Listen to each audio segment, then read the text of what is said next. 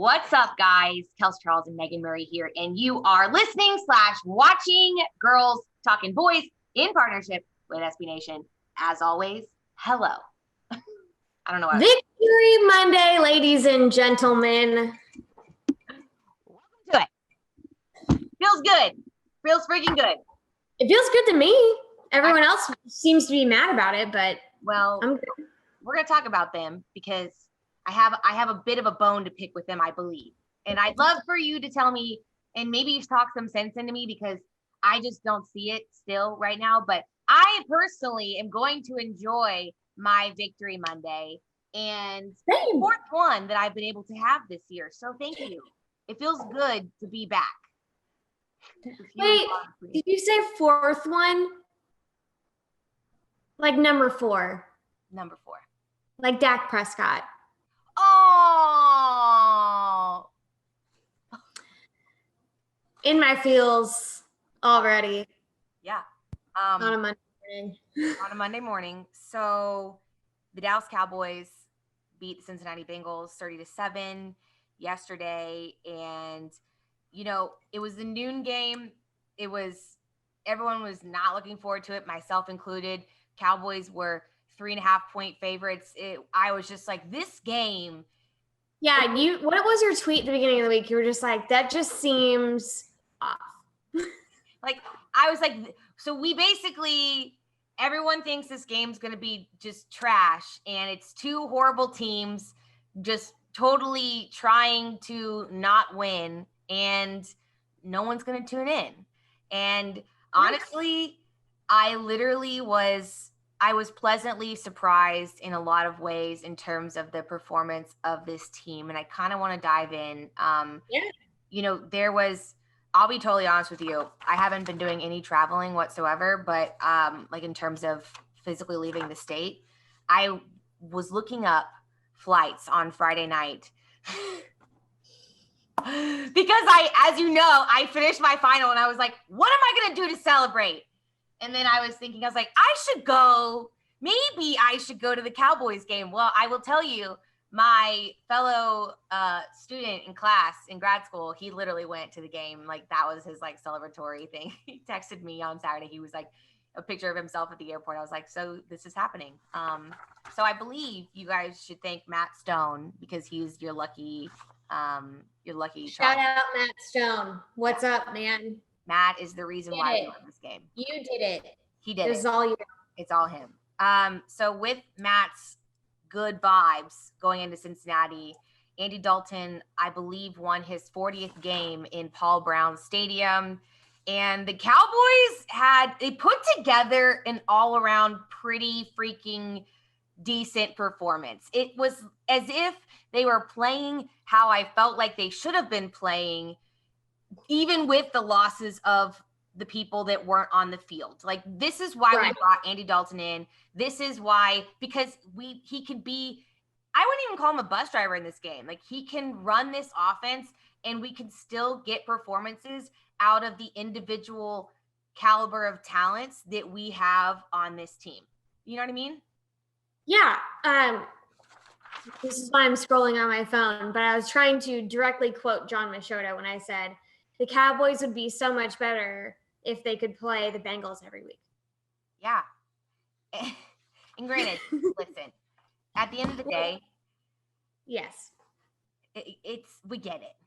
And I know that they're like 2-9. Is that what they were? Something like that. Like, bad. 2-9-1. Yes, because they tied the Eagles.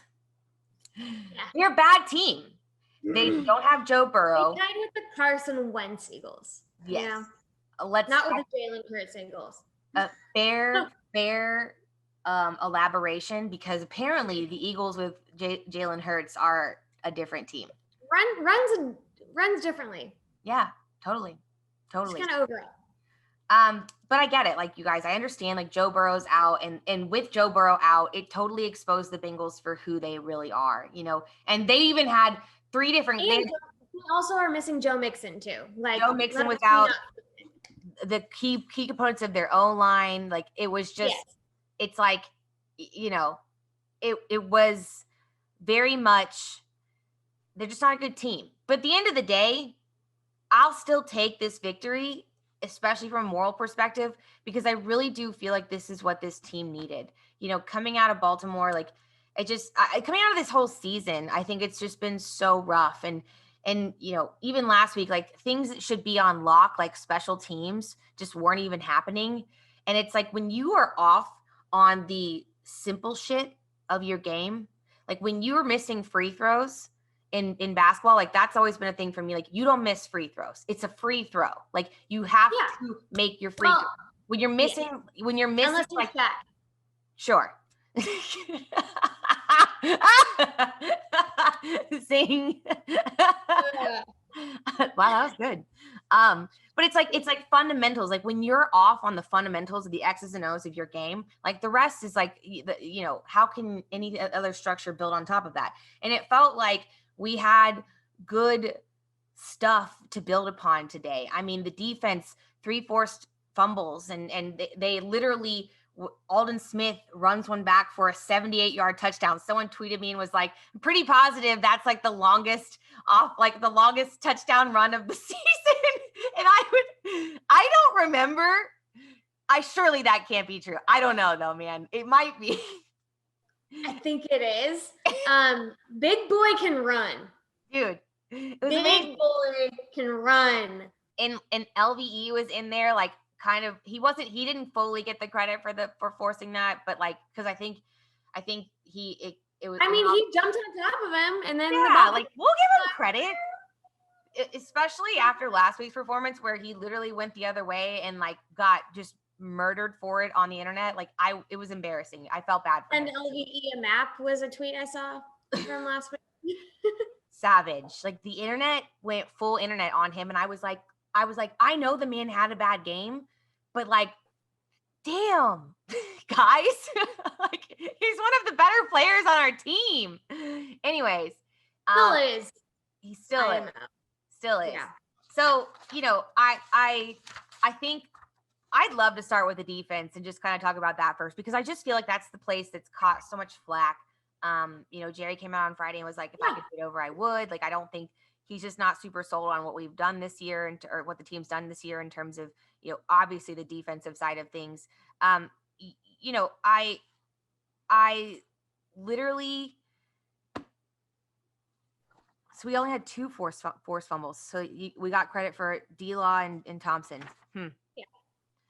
I thought it was 3. I think they didn't fully give us the credit for that one because it went off the O lineman. That's okay though.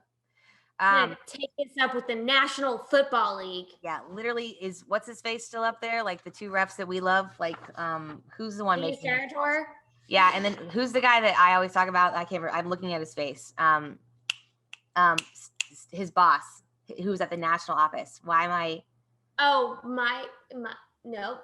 Oh, what? Yeah, you know what? I know exactly who you're talking about, and I can't get there either. And they bring him in all the time. I'm looking at his face. Like, I hate this. I hate Is it Mike something, or am I just like pulling a generic name out of my booty? Oh my goodness. I literally cannot stand. Please look it up. I'm literally. If it's Mike, I just want to take credit for it. If Blandino. It's not, God dang, Kelsey. What? Dean Blandino. Oh, okay. That's not who I was thinking of, actually. So my brain is terrifyingly horrible. Like, I literally make fun of him regularly. And when it comes time for me to actually talk about him in a real capacity, well, I think I was still making fun of him. But my brain does not come through. So here we are. Either way, I was just impressed overall with the defense. I felt like from the get-go, DeMarcus Lawrence coming out with that energy. And,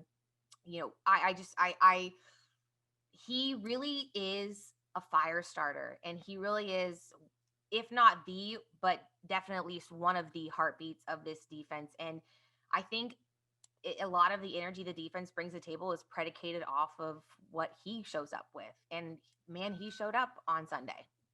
I mean, I feel as though people have given him such a hard time since he got his deal, and he is kind of quietly, because of like how trash this kind of team is, but he's quietly had a really great season. Yeah. I mean, like no matter who the opponent is. So, I mean, this was just another example of that. Like he is the leader of the defense. Like the defense is not good right now, but he's still the leader of it. And yeah. he shows that, he shows up, he shows out still, even though people want to talk shit on his name. So Yeah, no, I totally agree. And, you know, I think it was really cool too because Tyrone Crawford, he hasn't had any sacks all season. And then he had 2 within the same series. But one of those, like, that was, you know, it was Randy Gregory kind of, you know, tag teaming it and Tyrone kind of close the deal. But I just felt like there was a different energy from this team on the defensive side of things that it actually converted. Because I don't want to sit here and say that I definitely think that effort has been a topic of discussion, and I'd love to get your thoughts on that because I think that's been an alarming topic of discussion several times this year. And I know was it Xavier Woods that had that quote that I think people just keep like pounding into the ground about not going all out on a specific play. Yeah. And he's like, you can't go all out like on 90 some odd plays or whatever it is. And everyone's like, right. And like logically speaking, you're like, well, maybe that might make sense, but don't ever say that, you know, because people are going to take that and think that you're saying, I'm not going to give you full out. Like, I think I don't know. It was just not a good combination of words to be putting out into the space. He knows what to do now. Yeah. So either way, I just think that overall, it was fun to see these guys, especially this line, get some pressures. There was a point in time where Antoine Woods, if you guys haven't seen it, go check his Instagram Antoine Woods stan account. Antoine Woods stan account. What did he put? Someone put something on there. It was like flying Twan or something. Like it's fantastic. Like I need to look it up, but I love that. It was so freaking funny. Like Air Woods. Yeah. So good. Yeah. Y'all need to watch his Instagram story. Hashtag Air Woods. Anyways, and I think to the point, like these guys like had fun. It was fun to see them go out and, you know, dare I say, kick ass, especially relatively compared to this season, you know? And then they came away and they had fun with it. And I think that's great. So I had fun with it. Yeah. Like big thumbs up to the D line and the defense. I mean, I think sometimes I've seriously been taking a very strong break from all social media lately. But I will pop on during game days. Sometimes I stay, sometimes I just cannot after a half because like y'all be wildin'. What is this? So mad about a win, mad about an offense that's like firing on like cylinders we haven't seen this season. What is this? You're like, what do you want from us? Like, what do you want from us? You're not. Did you want us to just lose to the Bengals? They weren't even trying. Yeah.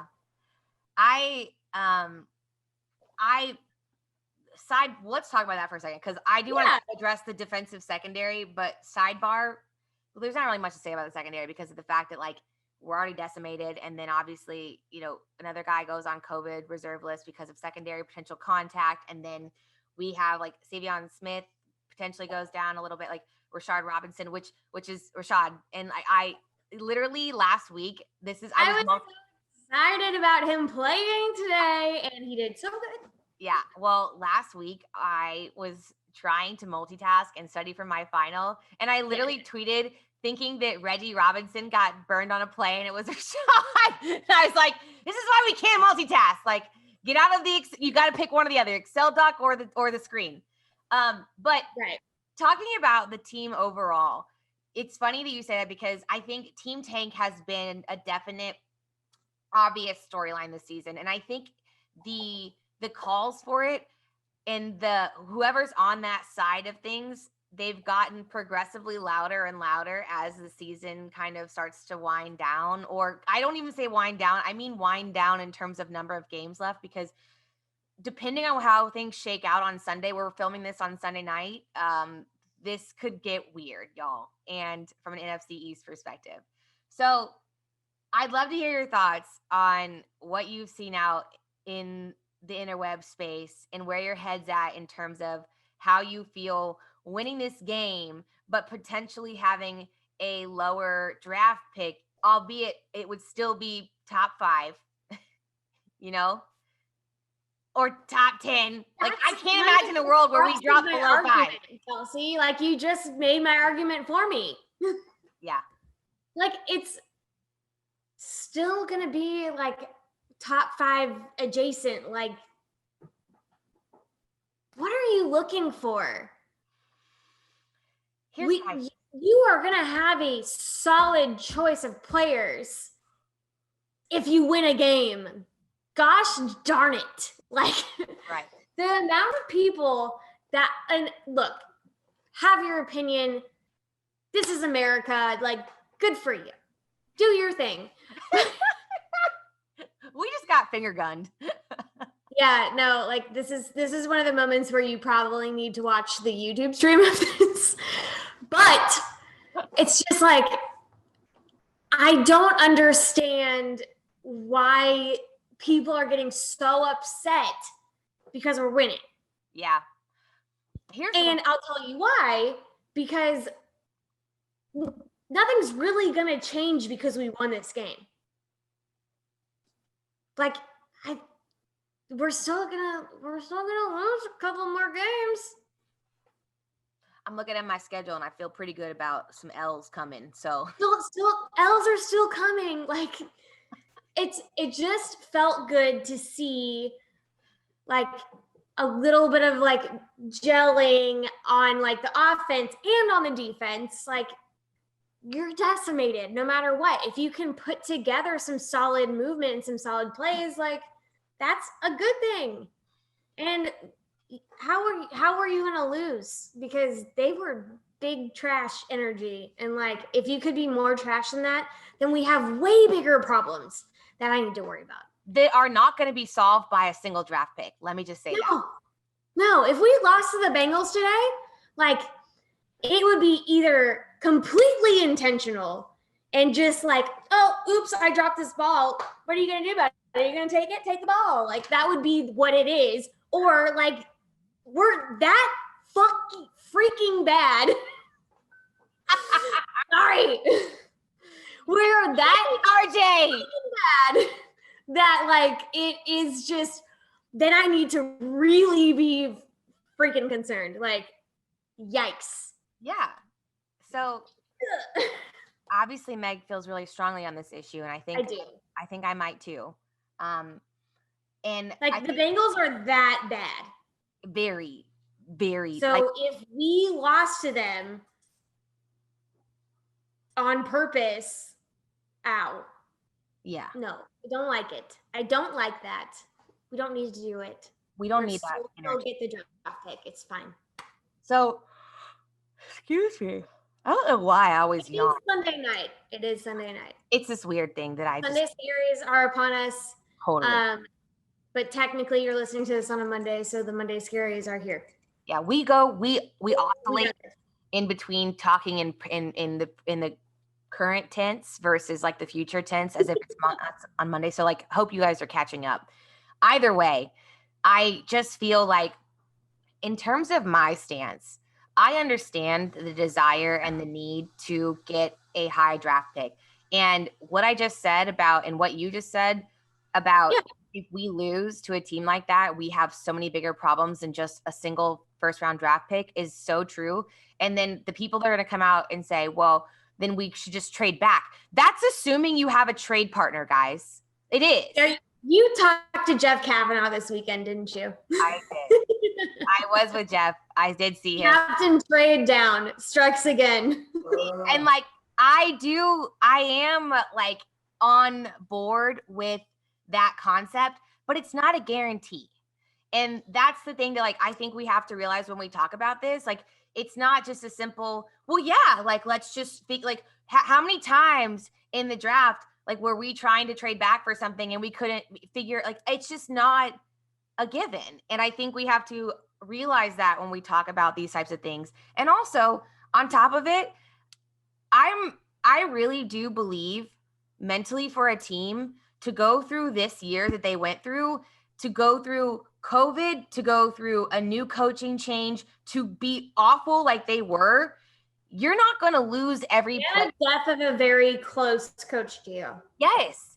This team needs to take any and all momentum that they can into the offseason so they actually respect themselves enough to get back up and try again next year. And that includes respecting themselves enough to make an effort in a game and to not just bobble a ball that they don't need to bobble. I really, and like, these are professional athletes, whether or not they play to the level that we think as, you know, fans or, you know, couch coaches think they should. But GM. Yes. At the end of the day, they are professional athletes and they operate on a higher level. You can't tell me that once you get to this level in the game, that a majority of these guys aren't out there with a competitive spirit. Like, I can't imagine a world where I go into a test, even a test like now in grad school, where I've made it into grad school, and they always joke about how, you know, once you make it in, that's the hardest part, right? And it's hard to fail out and whatever else. Like, I'm at the top of the game. Damn it, if I'm still going to be pissed if I get a bad grade. Like, I'm not going to not try. Like, why would I do that? I just don't believe, you can't tell me that those guys, even as distraught and dismayed and as bummed out they are about this year, are going to go into a game and be like, I don't care. Like, I think we've seen it at times where it's built up, but like, I just don't believe that's the healthy thing to do, the right thing to do. And I also don't think the majority of them truly think that way. I don't think they think that way at all. I don't think if you were to walk in that locker room, in which we can't do at the moment, but like, I miss kind of the beat writer reaction after the game chats with the players, because they can get real with you and they can tell you, there's no freaking way that I'm trying to lose. I am an athlete. I am a competitor. Like, straight up, we're not trying to do anything. We want to put together a good product on the field. We want to feel confident. Like, especially today, Zeke Elliott. I was literally going to read my mind, friend. Go off. What'd I do? But it's just like one of those days where I feel like Zeke, yes, he was quiet in the first little bit of this game. But when he finally, like, these are the times when he needs to work on getting his stride back. Like, I am of the thought process that I think he just has the yips. He's having a yips year. Like, he's without his best friend behind the line. And like, I think that give Dak the ball and like they can gel and they can get back to where they're supposed to be. I am of that thought process. You can disagree with me. That's fine. I don't care. But like, to see him get kind of his confidence back today was nice. Like, he got a really good run in there. And did he drop the ball? Little victories, baby. He could turn around and do it next week, but hey, baby steps. We're moving forward. We're doing good things. I like it. Listen, I think Zeke's a great example, and that's what I was about to bring up, because he's easily having the worst season of his career. And despite all of that, leading the league in his position at turnovers, he's cost this quote. There have been, you can call it what you want. You could say he cost the team all these points, because I can't remember what the stat was. It wasn't pretty though. That teams have capitalized off of his missteps. Okay. And that's how we can say it. Either way, the man was injured this week and was listed as questionable to play. And he's like, I'm not playing. Like, again, like, he has every reason to he's a top caliber player.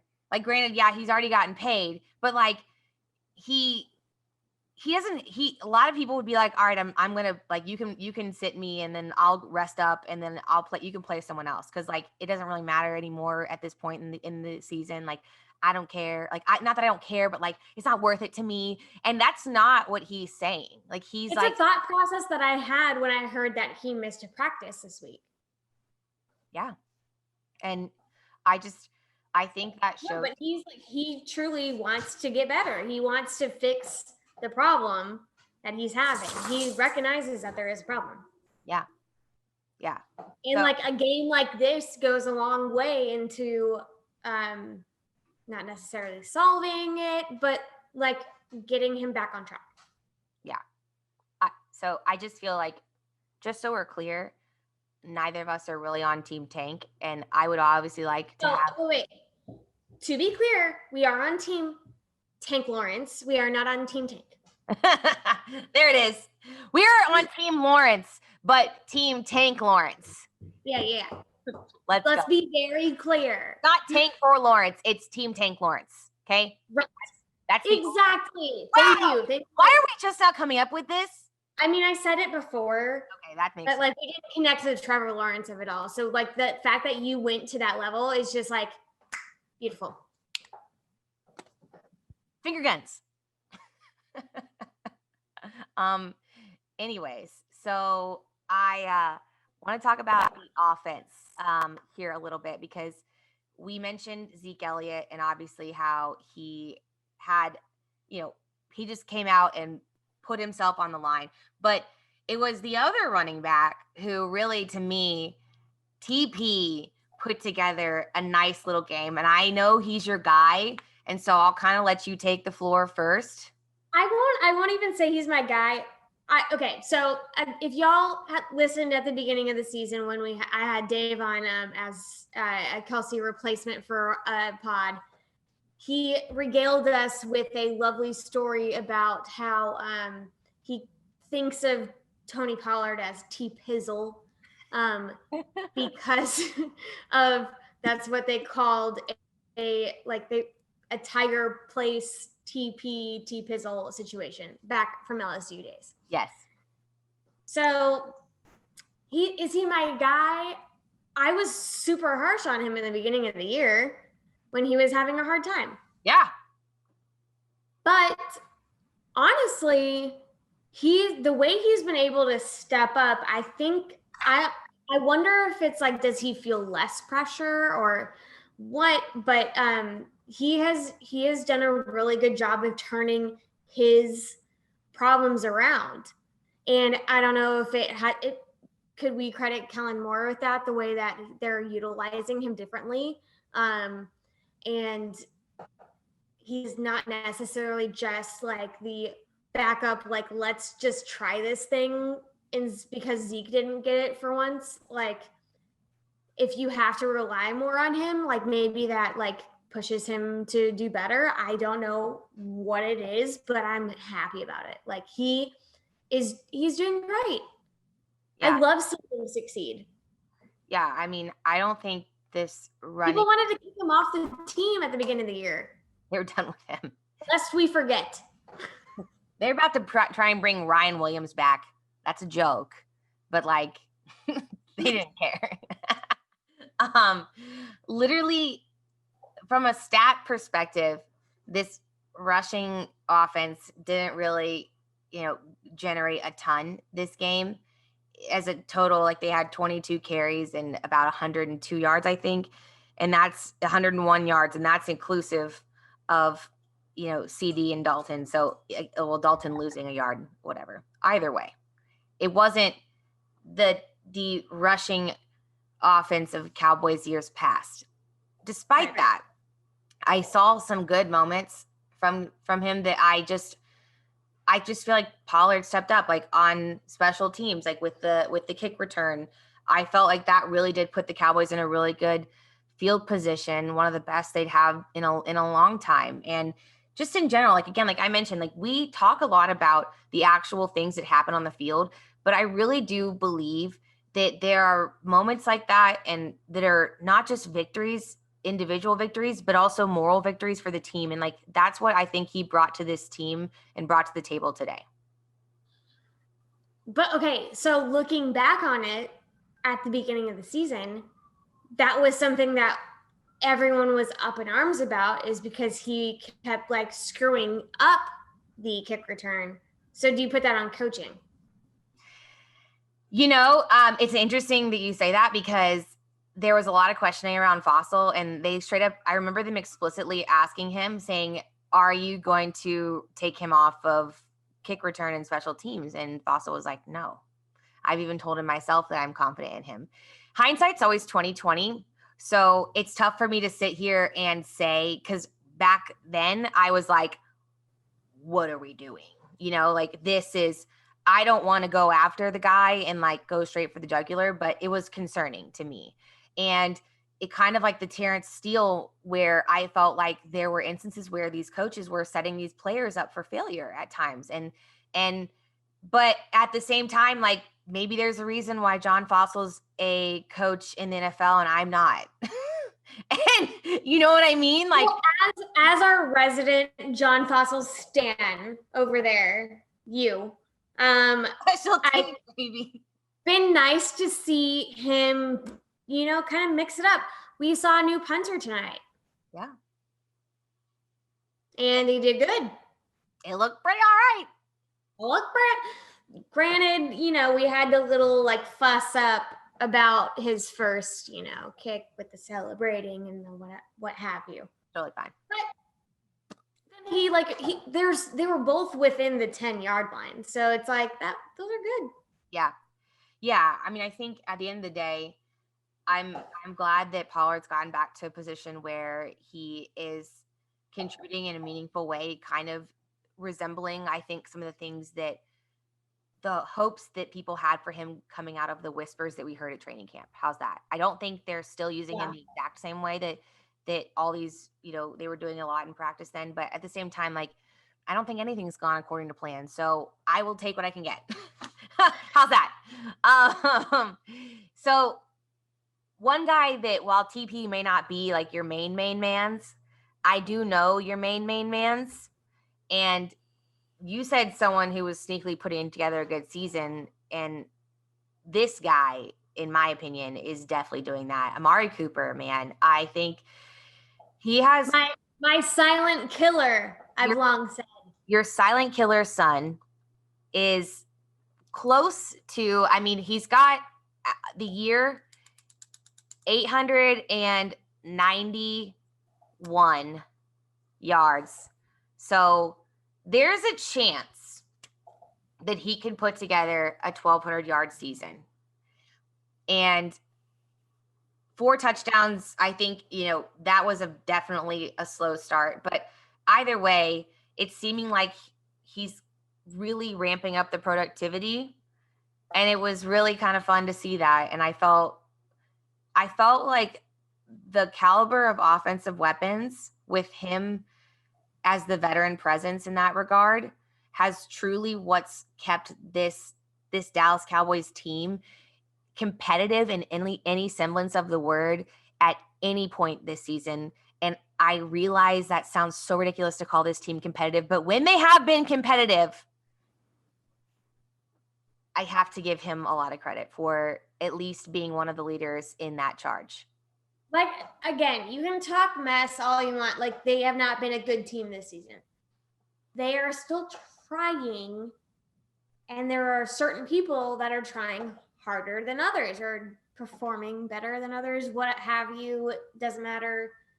Coop is one of them. I thought it was really funny on the broadcast. They were like, oh, the Bengals fans seem to be booing as Amari Cooper enters the end zone. And then they were like, oh, actually, I think they were doing the Coop. I think those are Cowboys fans. And I was like, my people, they're showing up. I love that. As always. So, America's team. Yeah. And I also think, like, the thing about a guy like Amari Cooper is whenever I look at him, he makes the craziest shit look easy. And that's like what he's so like, he has such finesse. He's insane. Like Insane. He's a nonchalant killer. And like you said, like it's so nonchalant is actually perfect. I said silent killer, but like nonchalant's even better. Yeah, like he's just like, I'm gonna just freaking do some crazy, insane things, and then he just walks off to the sideline like, yeah, this is normal. This is what I do. So I always think back to Michael Irvin and Alvin Harper and how a lot of times, no one is going to ignore Michael Irvin. And Michael Irvin's like, all right, like if you're gonna game plan against me, that's fine. And I won't get as much action. But then Alvin Harper over here is going to punish you for doing that. So like he's going to play with a chip on his shoulder because you're disrespecting him by really truly only focusing on me. And I feel like a guy like Amari, while he really truly hasn't had this like insane like quote stellar season in terms of touchdowns and like whatever, like 4 touchdowns, like it's a little slower than maybe you would expect. But at the same time, well, it has a lot to do with the fact that we're not winning. I was like, we haven't scored touchdowns in some games. So here's that. There's several reasons for that. Either way, he's one of those guys that like he's so talented that teams can't ignore him. And therefore he gives guys like, the Michael Gallups, the CeeDee Lambs, the Cedric Wilsons the opportunities to shine too, because literally he's so good, you can't afford to not focus on him. And even when you're doing that, he can still make you look silly. So I also think it's impressive that he's been able to do this with 4 different quarterbacks and, 2 of them who literally shouldn't even, I say this with the nicest in my heart, like aren't really truly at the elite NFL caliber level. How's that? Quarterback. Yeah. It's true. They're not starters in this league, and it's apparent. And obviously. So I just think that's like, he gets a gold star for that in my mind, because I just like, that's an accomplishment in itself. Does he get your star of the game? I think I'm going to give my star of the game to Andy. Me too. I was really happy for him. Although, actually, if you're going to give yours to Andy, I might give mine to Alden. Okay, I like that. That's good. That's fair. I feel for him. Like, it's been such a rough year all around. I think, the way things went down for him to not be a starter anymore, I think that's still his goal to be a starter. I think it's emotional for him to come back to Cincinnati. I think, obviously with him getting COVID and having to play back from that, and just the adversity that he's faced personally and professionally. And I just hear wonderful things about him as a human. I don't know him myself, but obviously because I haven't been able to be in the building, but I hear wonderful things about him. He's widely respected still in Cincinnati. And I'm sure he, with Joe Burrow being out, I'm sure he wanted to have that game, even with Joe in it, because it's kind of like a revenge game for him in a sense.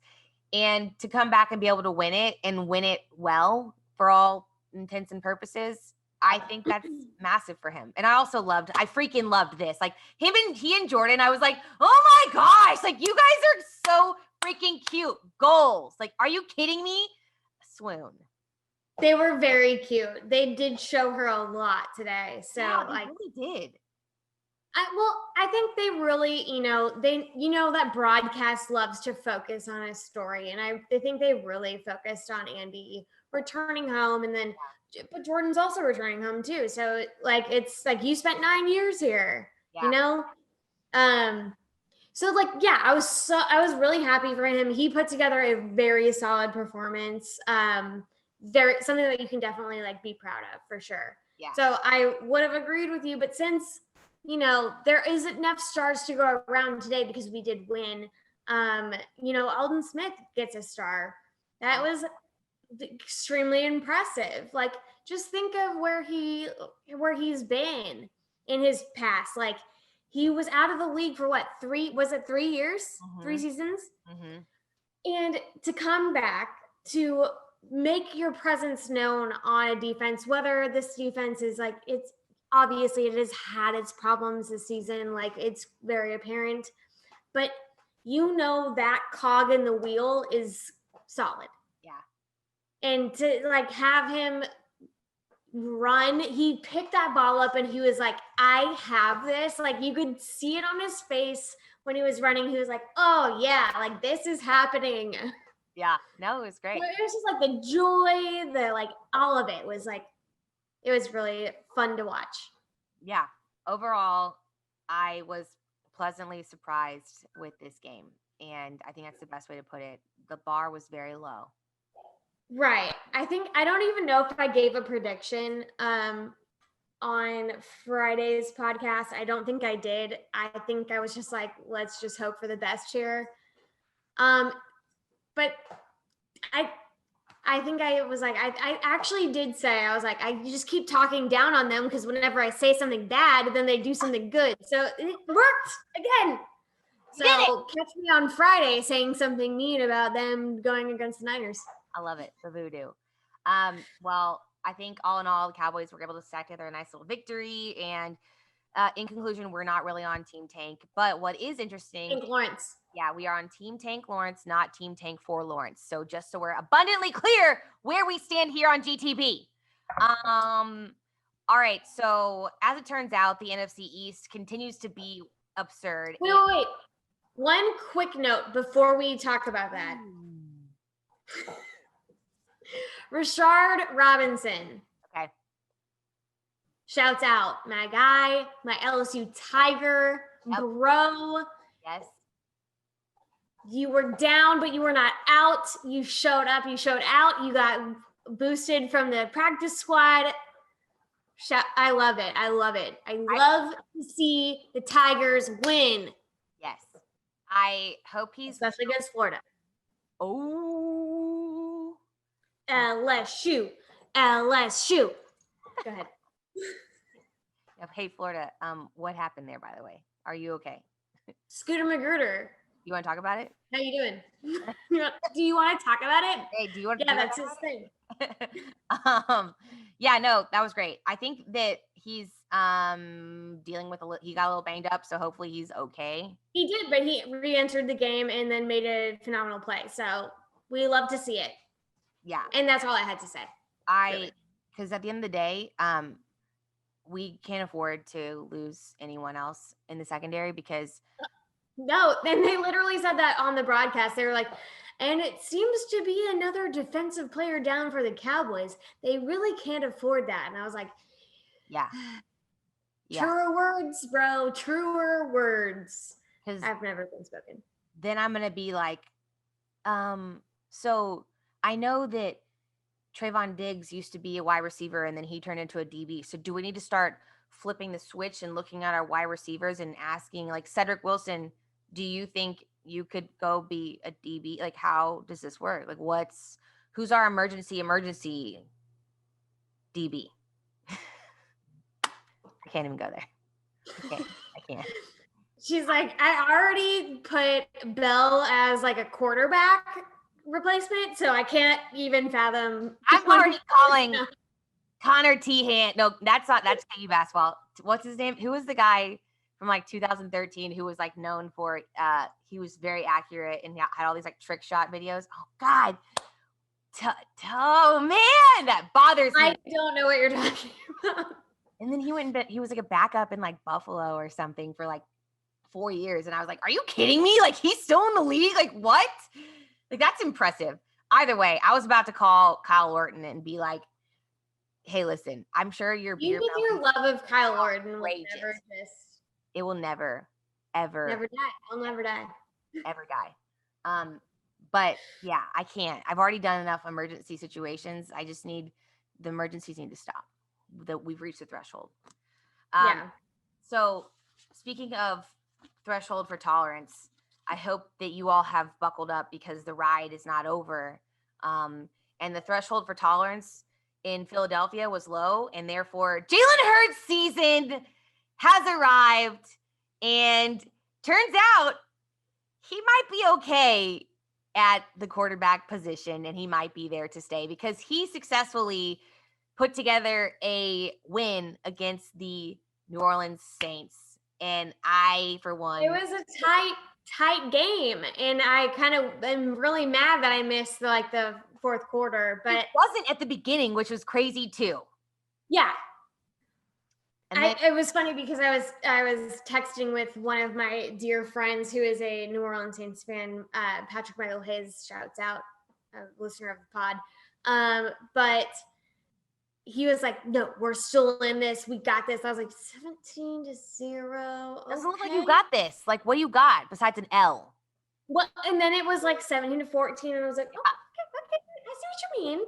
Like, you guys, you got something going there. Like, you figured it out." And then I missed the last part of it, so I'm gonna have to go back and watch. But yikes! Yeah, Emmanuel Sanders did Emmanuel Sanders is things is apparently kind of like I remember that, and then, but yeah, I mean, so here's the deal: is that things are gonna get weird. Like, let's just lean in to the BSery that is 2020, and why not? Because 49ers, and depending on how the Washington football team plays, and if they come out with a win, that's going to be a lot more difficult for the Cowboys because they've swept the Cowboys. But if they don't win, it could really get interesting. I mean, it's just wild, you guys. Like Giants lost. It's just there's truly never a dull moment, if you will. It's funny to me. So no, it's hilarious. Just sit back, grab some popcorn, enjoy the show. My sadistic side, I tweeted this earlier. I was like, I'm self-aware enough to realize and admit that my sadistic side low-key loves this. Like, I love the drama. Like, who needs reality TV? I mean, I know you do, and I do too, because I love Southern Charm, and my lifeline. You're like, but give me more. NFC East nonsense. If we're all going to be bad, let's make it comical. Why not? Like, I need it. I need it. So here we are. Works for me. Here we are down going to the west side, the east side. I heard that song yesterday and I was like, man, this was a bop. I forgot about Moby and Gwen. Like, what's up? Good gang, honestly. Truly. Either way, guys, today was fun. I'm glad the Cowboys got a win, and I'm sure some of you aren't glad, but you know what? It happened. So enjoy your little victory Monday, and I guess we'll see how things shake out in NFC East because, like, again, if we can't have nice things in 2020, at least things will be interesting. So get little victories all day. Count them, stack them. It is where we're at nowadays, and yeah, that's kind of all my thoughts as of right now, Meg. I mean, is there anything else that's on your beautiful mind? I guess one thing that is on my beautiful mind, you know, I feel like that's a reference to a movie. Let me see, you know, but I did watch Home Alone for the first time today, though. For the first time. So I checked one on my list. You're welcome, America. Just keep going. She's gonna kill me. First time? The first time. I'm 30 years old, and I just watched Home Alone for the first time today. I don't watch movies, but what the frick? I know. I was like, so is he really a cop? Like, and is the neighbor a nice guy? Like, and my friend was like, I'm sorry, like, do you need me to explain this movie? I'm gonna call Laurel Kays by her name in this street. You guys can thank Laurel Glenn for forcing me to watch Home Alone today. But I did realize. Did I just call her by her like Twitter name? You did. Yeah. Mm-hmm. That's fine. This is 2020. Goodbye. But whatever the mom's name is, what's her name? She also is the mom in Schitt's Creek. So I was today years old when I watched the movie, and also when I realized that, which makes sense. I never watched the movie, but great connection. She's Moira Rose. Yeah, Moira. Moira's in Home Alone. Gift to this world. A gift to this world. A queen. So I'm sorry. Before I just shook you to your core, what were you gonna say? I was just gonna say, so I was thinking about talking about this a couple different ways, And I was going to specifically address men when discussing this, but I realized it's not necessarily just a male thing, but it's just a strong pride thing. This week I did have a medical scare very close to me, and yes, it was my dad. It was my dad. He never asks for help. He never he has a lot of pride, and he should, because he's achieved a lot in his life. But sometimes you need to know when to ask for help. So today I would just say, if you ever need something, or there's something that just feels off, feels weird, really do reach out to the people close to you, because they want to help and they want you around. So sorry. That's all. Yeah, I think that's really important, and I I would like to tell you, and because I admire you and I admire your dad so much, and your family's always been so lovely to me, and it was a nice reminder to me to appreciate the people in my life, and also to reach out to those people and remind them of literally what you just said, because at the end of the day, I think that there's a lot of people in our families and in our lives who have done so much for us, and they are like kind of like the core of a family, or they're just really strong and they've always like done things for other people, right? And it's really hard for them to accept someone to help them or to take care of them or to accept anything like in return. And Exactly. It's so like beautiful and admirable. But I think the message to its core is that we want to be there for you and we need you. And it's totally okay to be, have a moment or be vulnerable or need a little help. And that's like the raw, beautiful thing about true love and like a true connection and just humanity at its core, is that you don't always have to be like perfect and 100%. And yeah, I think that that's really key. And I think that, I know it's been like a rough week for you. But I appreciate you sharing that like silver lining. And I appreciate you finishing my thought process. Because we tend to share a brain, and you really took it across the end zone. You crossed the pylon for me. It's really admirable for people to be brave and to be super badasses. But despite all that, there's a lot of people that want to be there and will be there for you too. And I think just know when you need to ask for help. Yeah. So big shouts out to Jean Murray, the mother effing boss. We love the shit out of you. Best guy to exist in this world. I'm sorry if you're a guy, because there's only one best person, and it's Jean. So Oscar Jean, man. All right, you guys. Well, thank you guys so much for tuning in. I just love you. I love you. Yeah, thanks for tuning in. Give us all the stars, and virtual hugs are appreciated. All right, I'll get it. We're good.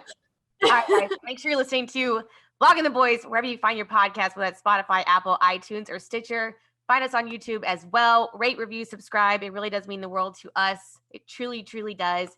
You can find me on Twitter at Kelsey_Charles, and Megan is at Meg Ray with 4 R's.